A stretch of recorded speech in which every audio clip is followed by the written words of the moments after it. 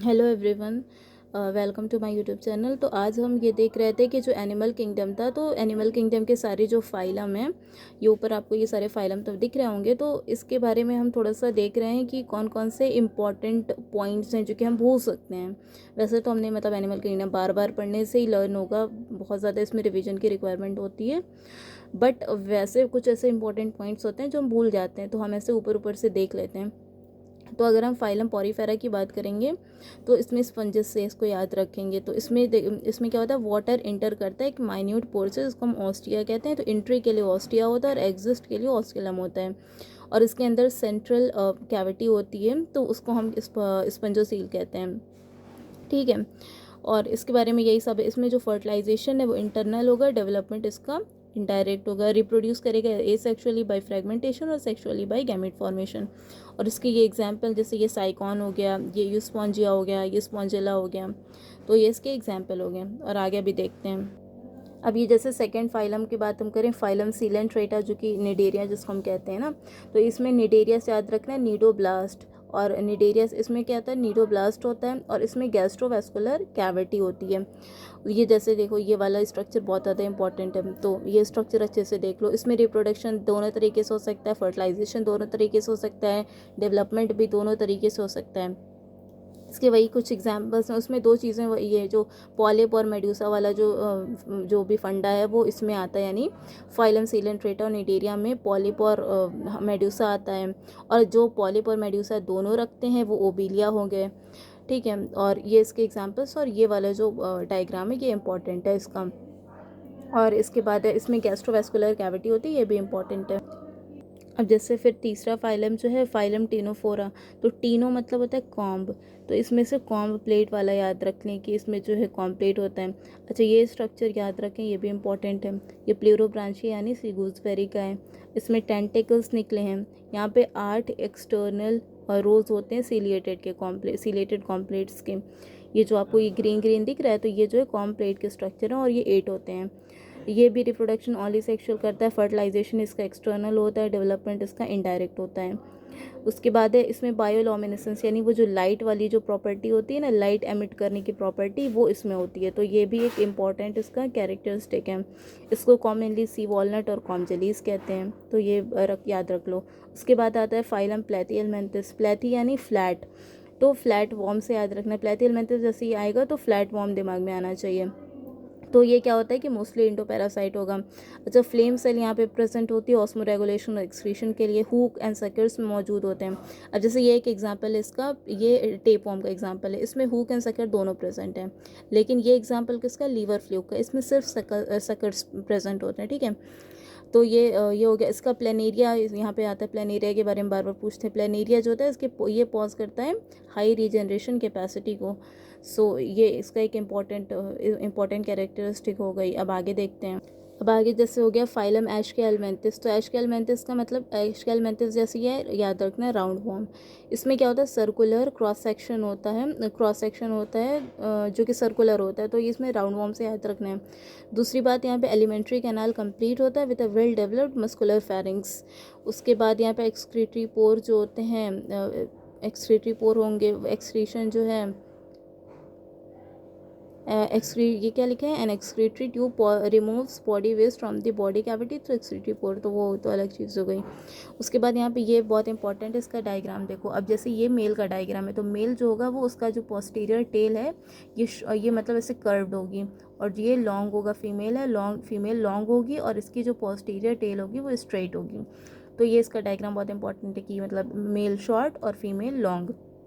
इसमें रिप्रोडक्शन की बात करें तो यूनिसेक्सुअल है, फर्टिलाइजेशन इंटरनल होगा, डेवलपमेंट दोनों तरीके से हो सकता है, यानी डायरेक्ट और इनडायरेक्ट दोनों तरीके से हो सकता है। अब हम अब इसकी बात करते हैं, फाइलम एनालीड है जो नेक्स्ट है। तो एनालीड यानी रिंग के बारे में बात हो रही है। तो जैसे ही एनालीडा याद आएगा तो रिंग याद आना चाहिए। जैसे मेटामेरिकली सेगमेंटेड रिंग होती है ना, वो रिंग याद आनी चाहिए। एनालीड्स का लेटिन में एनालस, और एनालस मतलब लिटिल रिंग, तो वो याद आ गया। अब इसमें क्या चीज़ है, देखो इसमें जो एक्वेटिक एनालिड्स होते हैं, जैसे कि नेरीज हो गया, ये पॉज करता है लेटरल अपेंडेजेस, जैसे कि पैरापोडिया हो गया जो कि स्विमिंग में हेल्प करता है। अब एक्वेटिक है तो ये पैरापोडिया स्विमिंग में हेल्प करेगा। उसके बाद क्लोज्ड सर्कुलेटरी सिस्टम प्रेजेंट होगा, क्लोज्ड सर्कुलेटरी सिस्टम प्रेजेंट होगा। उसके बाद इसमें एक इंपॉर्टेंट चीज़ है नेफ्रीडिया।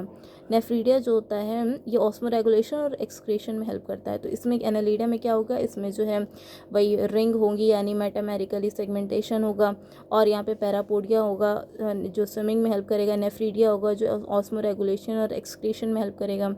न्यूरल सिस्टम में यहाँ पे पेयर्ड गैंग्लिया होता है जो कि कनेक्टेड होता है लैटरल नर्व से to a double ventral nerve cord, ठीक है। और यहाँ पे ये है कि जो नेरीज है वो डायोशियस है, अर्थवॉर्म और लीच मोनोशियस होंगे। ये आपको मतलब इसके डायग्राम भी देखना है। इसका ये एनिमल किंगडम जो चैप्टर है इसमें डायग्राम इज़ ऑल्सो इम्पॉर्टेंट, तो मतलब डायग्राम देके भी क्वेश्चन पूछा जा सकता है। अब फाइलम आर्थ्रोपोडा की बात करें तो फाइलम आर्थ्रोपोडा में क्या है कि ये लार्जेस्ट फाइलम है। सबसे पहली बात तो लार्जेस्ट फाइलम, इसमें बहुत ज़्यादा सारे मतलब इंसेक्ट वगैरह आते हैं, और मतलब over 2/3 of all named species on earth are arthropod. 2/3 जो है ये आर्थ्रोपोड है। अब यहाँ पे काइटिनस एक्सोस्केलेटन होता है, इसकी जो एक्सोस्केलेटन है वो काइटिन की है। यहाँ पे हेड है, फिर जो भी बॉडी होगी उसकी उसमें हेड होंगे, थोरैक्स होगा और एब्डोमेन। तो बॉडी 3 पार्ट में कंसिस्ट होगी, हेड, थोरैक्स एंड एब्डोमेन। और आर्थ्रो मतलब होता है कि लाइक, अब इसमें क्या है कि कहाँ आती मैं, the body consist of a head, thorax और एब्डोमेन। इसमें ज्वाइंट अपेंडेजेस होते हैं। तो ज्वाइंट अपेंडेज मैं कहाँ बता रही थी कि आर्थ्रोज, हाँ आर्थ्रोज मतलब क्या होता है कि यहाँ पे जॉइंट, आर्थ्रोज जॉइंट होता है एंड पैरापोडिया अपेंडेजेस, ठीक है। पोडा मतलब अपेंडेजेस, आर्थ्रोज मतलब जॉइंट। तो मतलब यहाँ पे क्या होता है कि जॉइंट अपेंडेजेस होते हैं। इसके पास स्टेटोसिस्ट होता है जो कि बैलेंसिंग ऑर्गन आर प्रेजेंट होता है, स्टेटोसिस्ट जो कि बैलेंसिंग ऑर्गन प्रेजेंट होता है। अच्छा ये क्या होता है, ये एग्जांपल इसका मतलब ऐसे दिया हुआ है, इसको याद रख लेना कि इकोनॉमिकली इंपॉर्टेंट जो होता है वो एपिस यानी हनी बी है, Bombyx silk worm, laccifer lac insect, vector में एनोफिलीज, क्यूलेक्स, एडीज, मॉस्किटोज आ गए। ग्रेगेरियस पेस्ट में लॉकस्ट यानी लॉकस्ट, फॉसिल फ्यूल फॉस लिविंग फॉसिल में ल्यूमिनस यानी किंग क्रैब आ गया। और ये मतलब इसके वो हैं। अच्छा रिप्रोडक्शन इसमें मोस्टली यूनिसेक्सुअल होगा, फर्टिलाइजेशन यूजुअली इंटरनल होगा, डेवलपमेंट डायरेक्ट एंड इनडायरेक्ट दोनों हो जाएगा, मोस्टली ओवीपोरस यानी एग लेइंग होंगे। फाइलम मॉलस्का की बात करें तो ये सेकंड लार्जेस्ट एनिमल फाइलम है।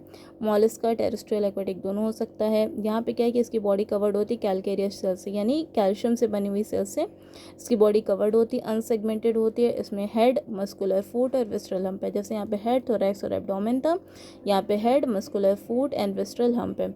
A soft spongy layer of skin forms a mantle over the visceral hump. The space between the hump and the mantle is called the mantle cavity. ठीक है, which feather-like gills are present. They have a respiratory, excretory functions. The anterior head region has a sensory tentacles होंगे. Mouth contains a file-like rasping organ for feeding जिसको radula कहेंगे। और इसमें ये याद रखना है कि soft spongy layer of skin होंगे। ये एग्जाम्पल इसका एग्जाम्पल हो गया। और ये ऑक्टोपस तो देखने से पता चल रहा है। फिर वही है कि फाइलम एकाइनोडर्मेटा, एकाइनोस्पिनी स्किन होगी, उसमें भी कैल्शियम की स्किन होगी, एंडोस्केलेटन की कैल्शियम की होगी। उसके बाद जो है एडल्ट इनका रेडियली होगा और रेडियली सिमेट्रिकल होगा, और जो इनका लार्वा होगा बायलेटरली सिमेट्रिकल होगा। डाइजेस्टिव सिस्टम इनका कंप्लीट होगा। माउथ जो है लोअर यानी वेंट्रल साइड होगा, एनस जो है वो अपर और डॉर्सल साइड होगा। Water vascular system is the most important thing in echinodermata. यहाँ पे ये बहुत मतलब वाटर वेस्कुलर पूछा जा सकता है कि वाटर वेस्कुलर सिस्टम कहाँ प्रेजेंट होगा, तो एकाइनोडर्मेटा में होगा। और यहाँ पे क्या है कि एक्सक्रीटरी सिस्टम एब्सेंट होता है, और इसमें रिप्रोडक्शन सेक्सुअल होगा, फर्टिलाइजेशन एक्सटर्नल होगा, डेवलपमेंट इनडायरेक्ट होगा। इसके एग्जाम्पल देख लेना। और फाइलम हेमिकॉर्डेटा में क्या होता है कि इसमें हेमिकॉर्डेटा जो है ये पहले क्या था कि इसको फाइलम कॉर्डेटा में रखा गया था, सब फाइलम अंडर फाइलम कॉर्डेटा इसको एज ए सब फाइलम रखा गया था। बट बाद में क्या किया गया कि इसको नॉन कॉर्डेटा के अंदर एज अ फाइलम रख दिया गया। तो इसके क्या होता है कि इसमें भी जैसे यहाँ वहाँ पे था कि हेड, थोरैक्स और एब्डोमेन ये सारी चीज़ें रहती हैं। तो अब यहाँ पर क्या है कि एंटीरियर में प्रोबॉसिस, अच्छा ये एग्जांपल दी देख लो, बेलेनोग्लॉसिस और साइकोग्लॉसिस का एग्जांपल है। तो अब इसमें प्रोबॉसिस ऊपर होता है, फिर बीच में कॉलर हो गया, फिर ये ट्रंक पार्ट हो गया। तो प्रोबॉसिस में क्या होता है एक स्टोमोकॉर्ड स्ट्रक्चर होता है जो कि सिमिलर किसके जैसा होता है, नोटोकॉर्ड की तरह होता है। वॉर्म लाइक एनिमल्स हैं, और इसमें यही है प्रोबॉसिस, कॉलर में स्टोमोकॉर्ड होता है, फिर ये ट्रंक हो गया। एक्सक्रीटरी ऑर्गन इसका जो होता है वो प्रोबॉसिस ग्लैंड होता है। अब ये सारे आपके फाइलम नॉन कॉर्डेट्स हो गए।